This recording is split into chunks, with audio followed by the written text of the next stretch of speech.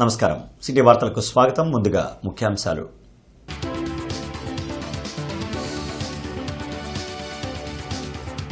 CM Chandrababu అధ్యక్షతన SIPB సమావేశం. పెట్టుబడులపై ప్రత్యేక పోర్టల్ ఏర్పాటు చేయాలని సూచన.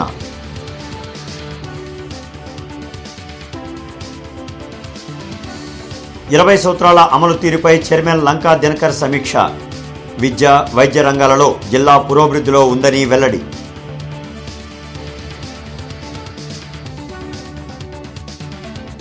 డివిజనల్ డెవలప్మెంట్ ఆఫీసులను వర్చువల్గా ప్రారంభించిన డిప్యూటీ సీఎం పవన్ కళ్యాణ్. గుంటూరులో హాజరైన collector Ansaria, ZP chairperson Christina పాలన మరింత సులభమైందని వెల్లడి.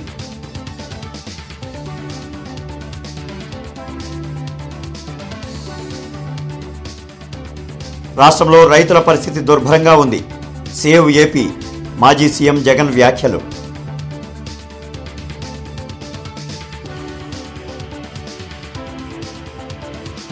కూటమిపై విషం చిమ్మడం జగన్కు ఆనవాయితీ.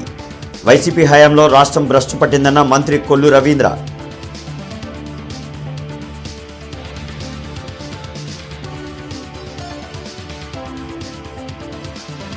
రేపు మెగా పేరెంట్స్ టీచర్స్ మీటింగ్. విద్యార్థుల తల్లిదండ్రులు హాజరు కావాలని కలెక్టర్ పిలుపు.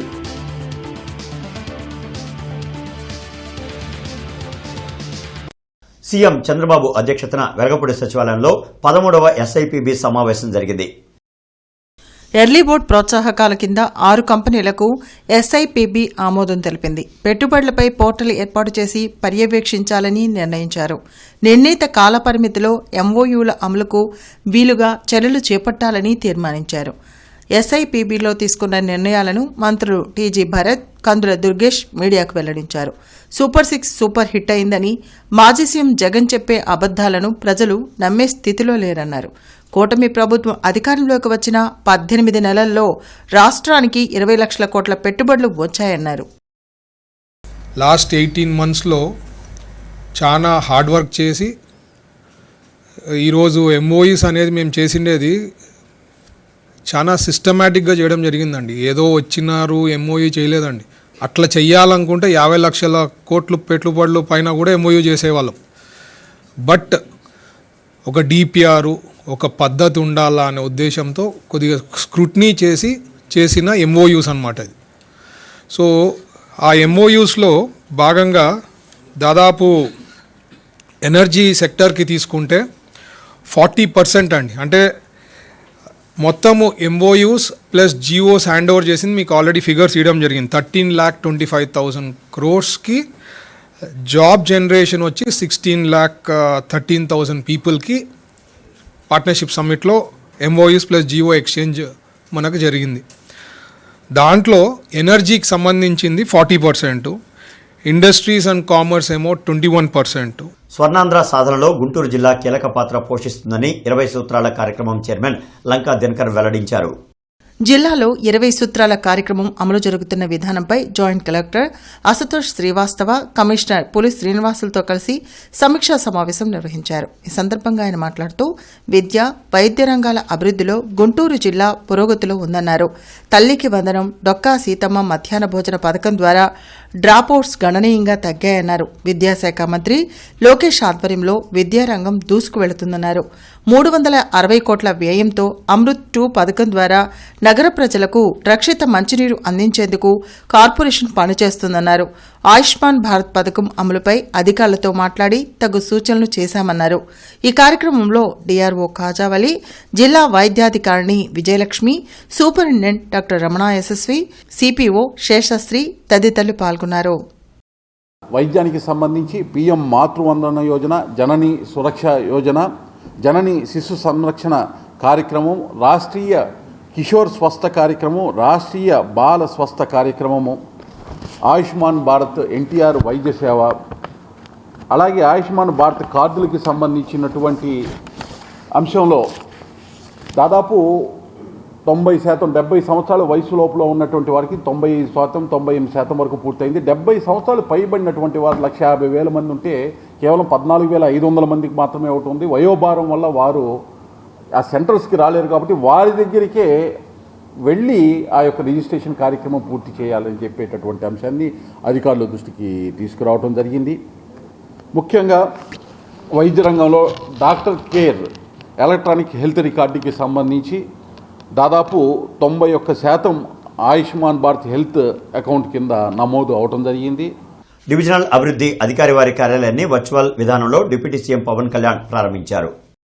జిల్లా పరిషత్ ప్రాంగణంలో డివిజనల్ డెవలప్మెంట్ ఆఫీస్ ప్రారంభోత్సవ కార్యక్రమంలో collector Tameem Ansariya, ZP chairperson Heny Christina, DRDA PD Vijayalakshmi హాజరయ్యారు. ఈ సందర్భంగా కలెక్టర్ తమీం అన్సారియా మీడియాతో మాట్లాడారు. ఈ రోజు రాష్ట్ర వ్యాప్తంగా 77 డీడీఓ కార్యాలయాలు డిప్యూటీ సీఎం పవన్ కళ్యాణ్ ప్రారంభించారని తెలిపారు. జిల్లాలో గుంటూరు, తెనాలిలో డీడీఓ కార్యాలయాలు ప్రారంభమయ్యాయని అన్నారు. దీని ద్వారా పాలన మరింత సులభతరమవుతుందని వెల్లడించారు. ఈ కార్యక్రమంలో డీడీఓ పిచ్చిరెడ్డి, పంచాయతీరాజ్ అధికారులు పాల్గొన్నారు.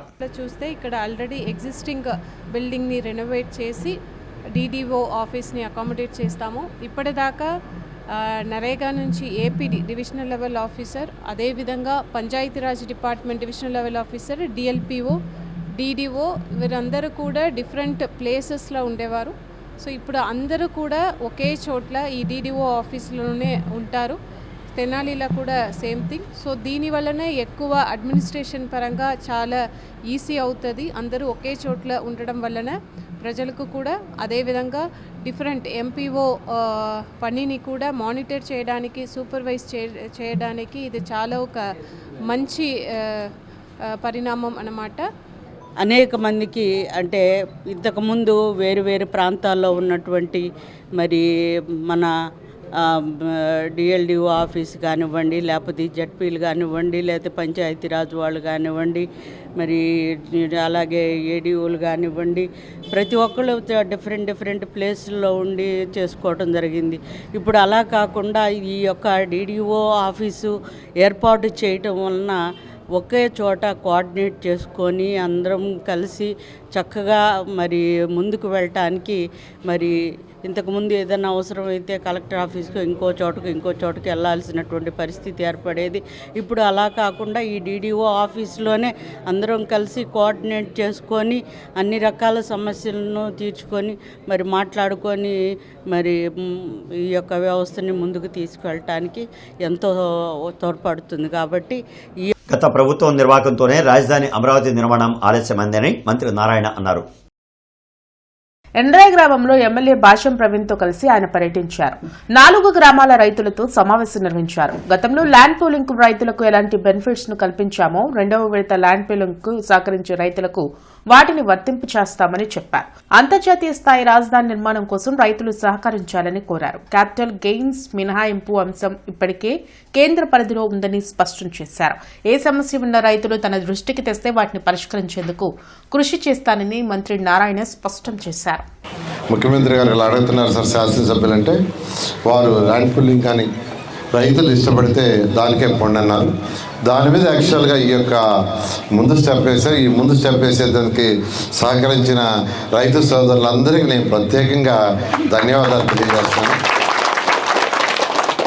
అక్కడ ఏదైతే ల్యాండ్ పూలింగ్లో రూల్స్ రెగ్యులేషన్స్ పెట్టామో అవన్నీ యాజిటీస్గా ఇంప్లిమెంట్ చేయమని ముఖ్యమంత్రి గారు చెప్పారు. వారు ఇచ్చే సజెషన్స్ ప్రకారం ముందుకు మేము అదేవిధంగా ఇక్కడ పోతామని మీ అందరికీ తెలియజేస్తూ, ఇంత అంటే మీ అందరినీ ఈరోజు కలిసి అవకాశం ఇచ్చినందుకు ఒకసారి శాసనసభ్యులకి మీ అందరూ కూడా ప్రత్యేకంగా ధన్యవాదాలు తెలియజేస్తాను. Thank you. రేపు జరగబోయే మెగా పీటీఎం కార్యక్రమాన్ని విద్యార్థుల తల్లిదండ్రులు హాజరై సక్సెస్ చేయాలని కలెక్టర్ తమీం అన్సారియా పిలుపునిచ్చారు. కలెక్టరేట్లో జరిగిన మీడియా సమావేశంలో కలెక్టర్ తమీం అన్సారియా మాట్లాడారు. జిల్లా వ్యాప్తంగా అన్ని పాఠశాలల్లో పేరెంట్స్ టీచర్స్ మీటింగ్ శుక్రవారం జరగనుందని తెలిపారు. తమ పిల్లలు చదువుతున్న తీరును ఉపాధ్యాయులతో మాట్లాడి పేరెంట్స్ తెలుసుకోవచ్చునన్నారు. ఈ కార్యక్రమం వల్ల విద్యార్థులు, తల్లిదండ్రులు, ఉపాధ్యాయుల మధ్య మంచి అవగాహన కలుగుతుందన్నారు. ఈ కార్యక్రమంలో joint collector Ashutosh Srivastava, DRO Kajavali పాల్గొన్నారు. గవర్నమెంట్, రెసిడెన్షియల్, మున్సిపల్, జిల్లా పరిషత్, ఎయిడెడ్ స్కూల్స్లో జరగబోతుంది. మన గుంటూరు జిల్లాలో కూడా 1049 స్కూల్స్లో, అదేవిధంగా జూనియర్ కాలేజెస్లో కూడా రేపు జరగబోతుంది. సో దీనికి మీరు అందరూ కూడా మదర్స్ మాత్రమే కాకుండా ఫాదర్స్ కూడా ఈ మీటింగ్కి రావాలి తప్పకుండా. Program mega PTM program morning 9 o'clock నుంచి ఆఫ్టర్నూన్ 1 o'clock దాకా ఉంటుంది. సో ఫస్ట్ 2 hours 9 నుంచి 11 o'clock దాకా 1-to-1 టీచర్ పేరెంట్స్తో మాట్లాడతారు. అప్పుడు holistic progress card HPC cards ఆ స్టూడెంట్ యొక్క ప్రోగ్రెస్ గురించి వారు తల్లిదండ్రులకు చెప్పడం జరుగుతుంది. రాష్ట్రంలో రైతుల పరిస్థితి చూస్తుంటే సేవ్ ఆంధ్రప్రదేశ్ అన్నట్లుగా ఉందని మాజీ సీఎం జగన్ అన్నారు. తాడేపల్లిలోని వైసీపీ కేంద్ర కార్యాలయంలో మాజీ సీఎం జగన్ మీడియాతో మాట్లాడారు. ప్రకృతి వైపరీత్యాలతో రైతులు తీవ్రంగా నష్టపోతుంటే వారికి అండగా ఉండాల్సిన ప్రభుత్వం చోద్యం చూడటం దురదృష్టకరమన్నారు. మోంతా తుఫాన్ను ఆర్టీజీఎస్ నుంచి తానే ఆపినట్లు చంద్రబాబు బిల్డప్ ఇచ్చారంటూ ఎద్దేవా చేశారు. సూపర్ 6 పథకాలు ఎక్కడ అమలు చేశారో చెప్పాలని ప్రశ్నించారు. పేదలకు ఆరోగ్యశ్రీ సేవలు అందడం లేదని, సంక్షేమ హాస్టల్స్ దుస్థితి దుర్భరంగా ఉందని ఆరోపించారు. సీఎం పదవిని చంద్రబాబుకి ఇచ్చింది దేనికని జగన్ నిలదీశారు. అసలు ఆ మోంతా తుఫాను వచ్చినప్పుడు మీ అందరికీ కూడా అవగాహన ఉండే ఉంటుంది. ఏ రకంగా దానికి బిల్డప్ ఇచ్చారని అంటే, ఇక్కడ నుంచి చంద్రబాబు నాయుడు ఆర్టీజీఎస్, ఆయనతో పాటు ఆయన కొడుకు, ఆయన దత్తపుత్రుడు, ఏ రకంగా ముగ్గురు కలిసి వాళ్ళు ఇవ్వడము, దానికి తోడు వాళ్ళ ఎల్లో మీడియా ఏకంగా వీళ్ళే తుఫానును డైవర్ట్ చేసినట్టుగా, అసలు వీళ్ళు గన ఆర్టీజీఎస్లో గన టీవీల ముందర గన ఆ కంప్యూటర్ల మీద వీళ్ళు గన కూర్చోకపోయినంటే అసలు ఇంకా రాష్ట్రంలో తుఫాన్ ఎఫెక్ట్ ఇంకా ఏ స్థాయిలో ఉండేది అని అంటే వీళ్ళు కాబట్టి దాన్ని ఆపగలిగినారు అన్న లెవెల్లో బిల్డప్ ఇచ్చారు. చంద్రబాబు నాయుడు అనే వ్యక్తి ఏం చేస్తా ఉన్నాడు అడుగుతాం. నిద్రపోతున్నాడా?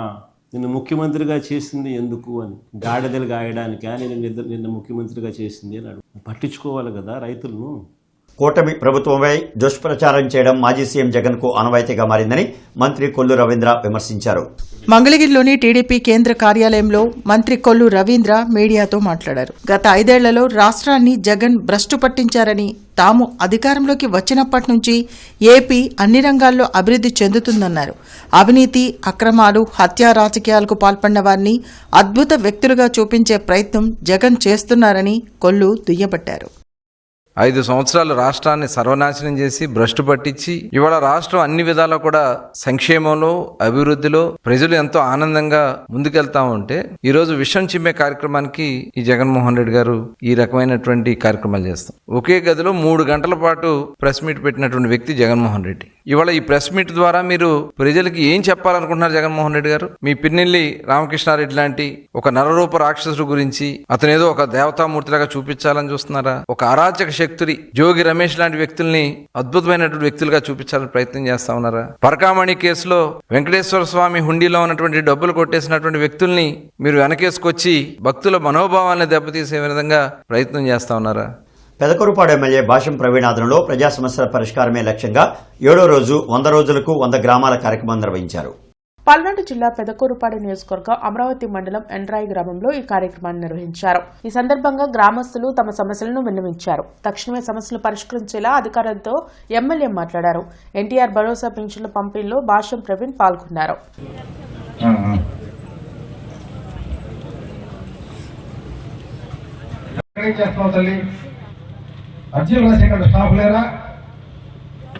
ఇది అందరితో సుఖీబాబు పడలేదంటమ్మా, ఒకసారి పడిందంట, రెండోసారి పడలేదంట. ఎందుకు? రెస్పాన్సిబిలిటీ తెలుసుకోండి. ఫస్ట్ కనీసం రెస్పాన్సిబిలిటీ లేదు. ఎందుకు మేము సరదాగా పిచ్చెక్కి వచ్చి మేము అర్జీలు తీసుకోవడం?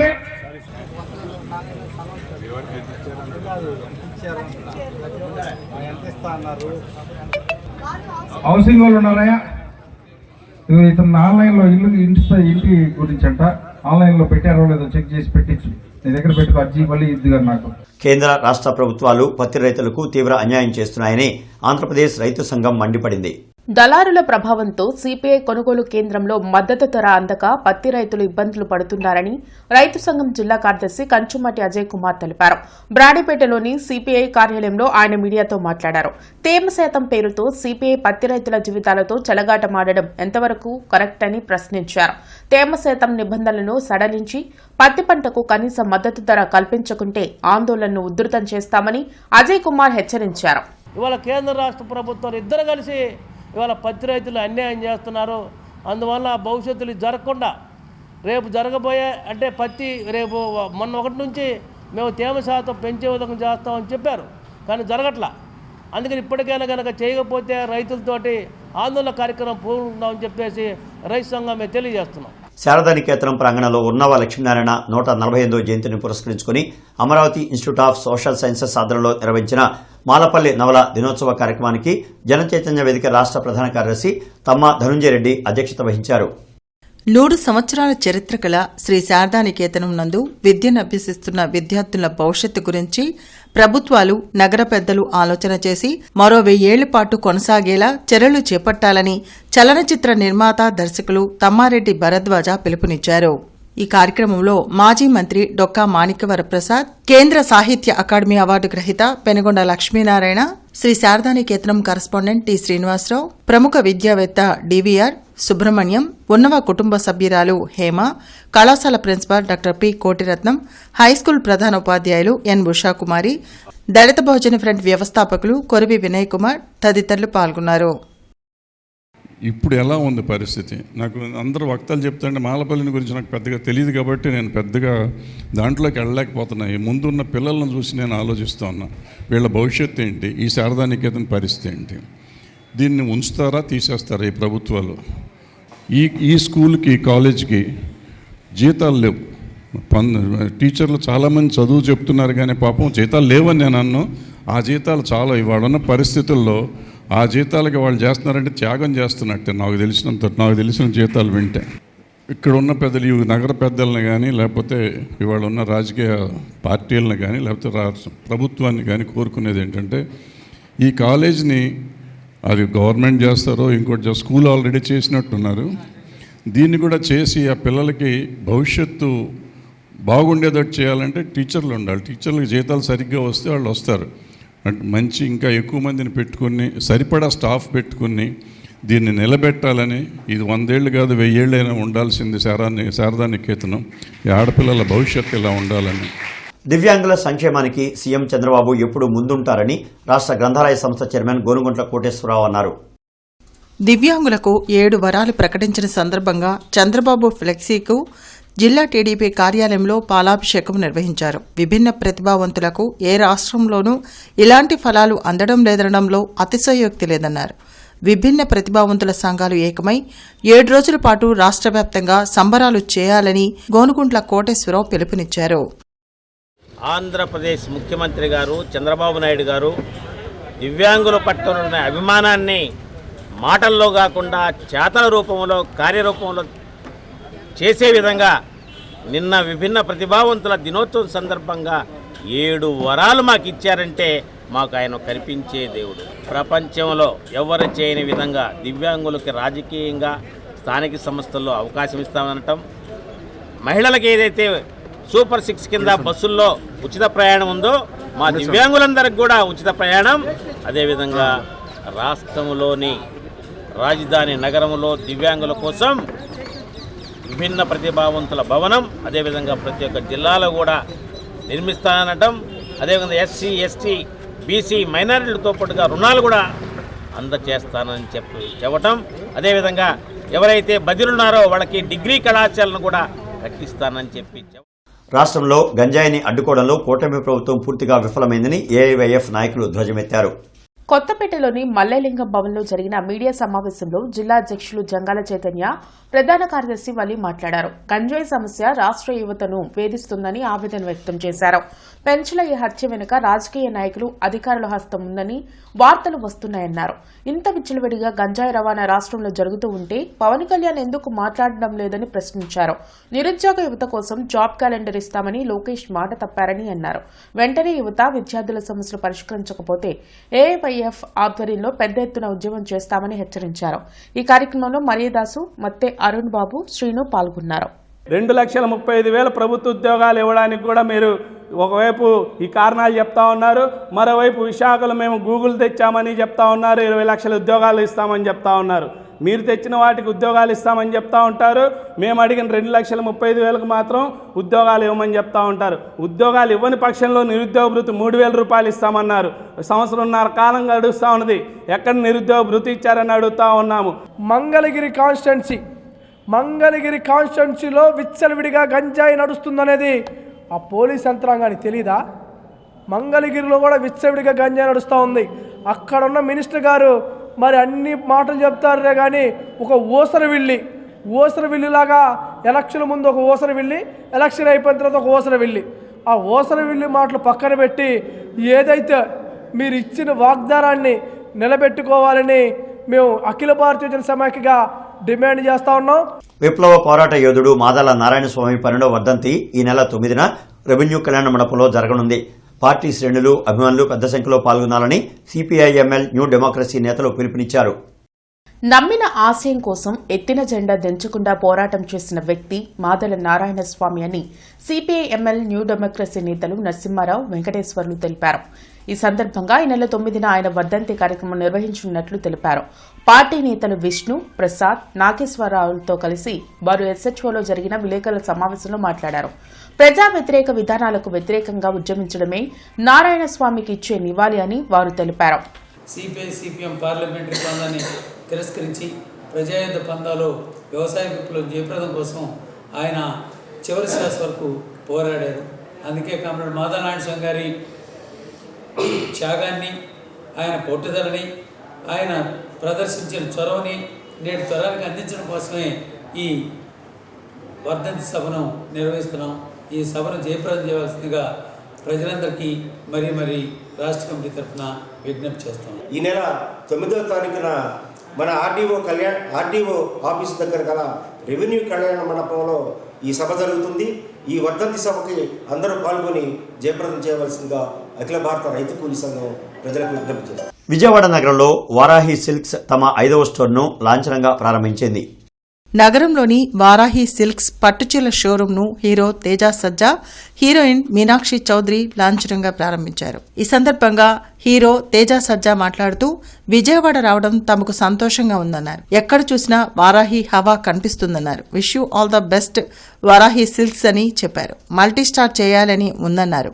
పైరసీ అనేది చాలా బాధాకరమన్నారు. మన నెల జీతాన్ని ఎవరో దొంగతనం చేస్తే ఎంత బాధగా ఉంటుందో పైరసీ కూడా అలానే ఉంటుందన్నారు. అనంతరం హీరోయిన్ మీనాక్షి చౌదరి మాట్లాడుతూ వారాహి సిల్క్స్ ఒక ఫ్యాషన్తో ప్రారంభించారని, సాంప్రదాయానికి వారాహి పెట్టింది పేరన్నారు. ఇక్కడ పెద్ద షోరూం ప్రారంభం చేయడం సంతోషంగా ఉందన్నారు. అన్ని రకాల చీరలు ఇష్టమని, సంక్రాంతికి తన సినిమా వస్తుందన్నారు. అనంతరం వారాహి సిల్క్స్ చైర్మన్ మణిదీప్ మాట్లాడుతూ సౌత్ ఇండియాలో పెద్ద స్టోర్ వారాహి సిల్క్స్ అని, ఇది తమ 5వ స్టోర్ అని, 2 లక్కీ హ్యాండ్స్తో ప్రారంభించాలనే ఉద్దేశంతోనే వీరిద్దరితో ప్రారంభించడం జరిగిందన్నారు. ఈ రోజు చాలా ప్రత్యేకమని, సంక్రాంతి ముందు ఈ స్టోర్ ఓపెన్ చేయడం సంతోషంగా ఉందన్నారు. ఓకే, అందరికీ నమస్కారం అండి. ముందుగా విజయవాడ రావడం చాలా ఆనందంగా ఉంది. అండ్ బిగ్గెస్ట్ వారాహి స్టోర్ ఇంత అద్భుతంగా విజయవాడలో పెట్టడం, నా రూట్స్ కూడా విజయవాడ నుంచే. So it's more special for me. All the best to Mandeep garu and his entire team. They have been doing fantastic job. ఎక్కడ చూసినా ఈ మధ్య వారాహి కనిపిస్తుంది. So all the best to Varahi. అందరూ డెఫినెట్గా వచ్చి చెక్అవుట్ చేయండి. Thank you.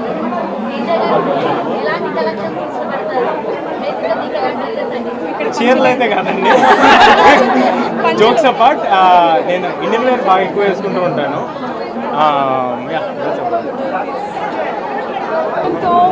their dedication తో అండ్ ఎంత అది వన్ లీనియర్ ఫోకస్ అంటే వారాహి అంటే best in the business of sarees, best in the business of what they are selling. అంటే I'm so happy. I'm happy ఎందుకంటే I'm associated with Varahi silks and continue to be associated with them. So చాలా హ్యాపీగా ఉన్నాను. కానీ exclusive sari బ్రాండ్ని 5th store Andhra Pradesh upcoming క్యాపిటల్లో చేయడం చాలా ఆనందంగా ఉంది. అండ్ దానికి and superhero Teja Sajja garu, అలాగే మా evergreen brand ambassador and beautiful Meenakshi Chaudhary garu, good hearted, kind hearted Meenakshiji. So వీళ్ళిద్దరూ వచ్చి లాంచ్ చేయటం we are so much thankful. And the reason being lucky additional luck add చేద్దాం, ఆ లక్ను మేము కూడా తీసుకుందాం అని చెప్పి 2 లక్కీ హ్యాండ్స్ని మా దగ్గర తెచ్చుకున్నాం ఈరోజు. నెహ్రూనగర్లోని అయ్యప్ప స్వామి ఆలయంలో స్వాములకు సద్ది కార్యక్రమం ఏర్పాటు చేశారు.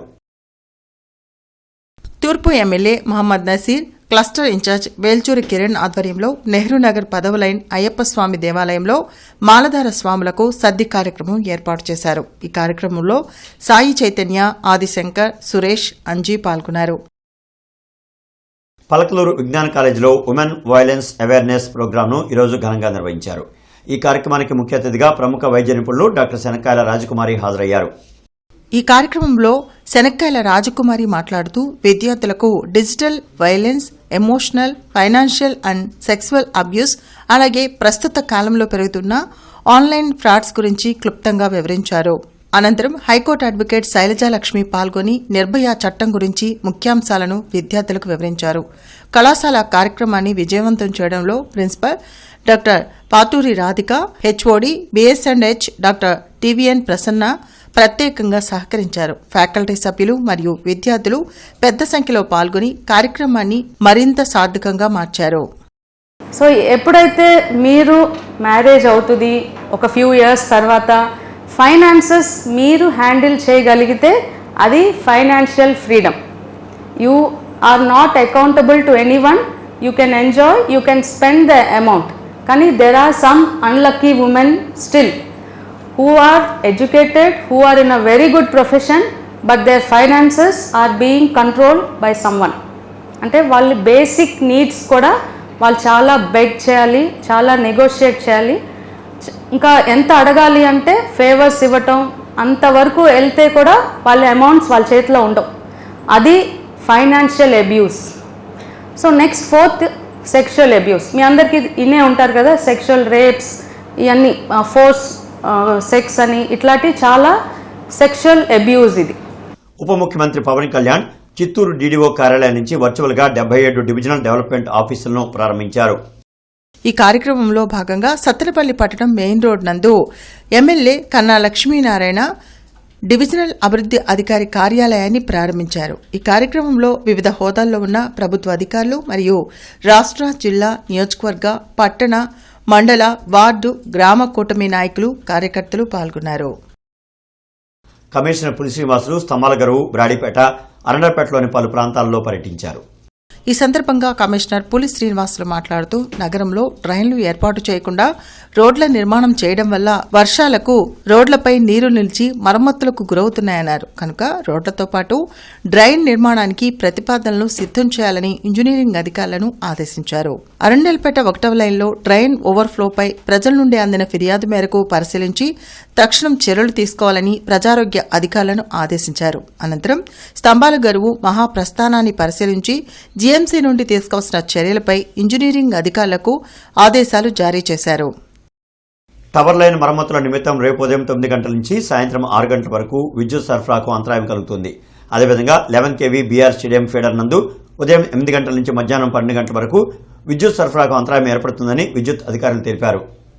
టవర్ లైన్ మరమ్మతుల నిమిత్తం నవభారత్ నగర్ 1వ లైన్ మెయిన్ రోడ్ మొత్తం మరియు నవభారత్ నగర్ 1/1 అడ్డరోడ్డు, నవభారత్ నగర్ 1/2 అడ్డరోడ్డు, నవభారత్ నగర్ 1/3 అడ్డరోడ్డు, నవభారత్ నగర్ 1/4 అడ్డరోడ్డు నందు కరెంటు నిలిపివేయడం జరుగుతుందని, కావున ఏరియాలోని ప్రజలందరూ విద్యుత్ శాఖకు సహకరించాలని deputy executive engineer N Guravayya తెలిపారు. అదేవిధంగా బీఆర్ స్టేడియం, అంకమ్మ తల్లి temple, Satyanarayana Swamy temple, CPI statue, Bavaji మఠం, మళ్లీనగర్, ముగ్ధం నగర్ ఏరియాల్లో విద్యుత్ సరఫరాలో అంతరాయం కలుగునని, కావున వినియోగదారులు సహకరించాల్సిందిగా తెలిపారు. వార్తలు ముగించే ముందు ముఖ్యాంశాలు మరొకసారి.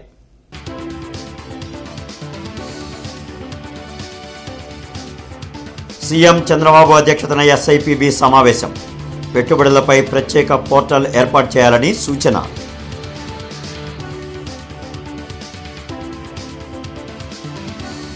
ఇరవై సూత్రాల అమలు తీరుపై చైర్మన్ లంకా దినకర్ సమీక్ష. విద్య, వైద్య రంగాలలో జిల్లా పురోభివృద్ధిలో ఉందని వెల్లడి.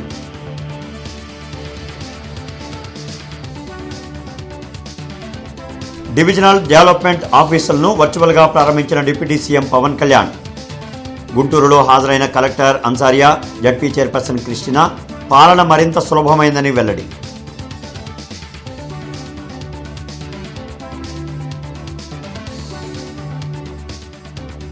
రాష్ట్రంలో రైతుల పరిస్థితి దుర్భరంగా ఉంది. సేవ్ ఏపీ మాజీ సీఎం జగన్ వ్యాఖ్యలు.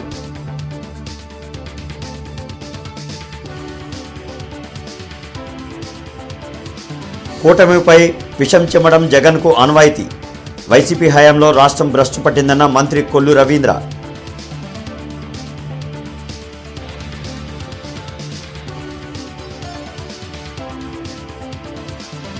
రేపు మెగా పేరెంట్స్ టీచర్స్ మీటింగ్. విద్యార్థుల తల్లిదండ్రులు హాజరు కావాలని కలెక్టర్ పిలుపు.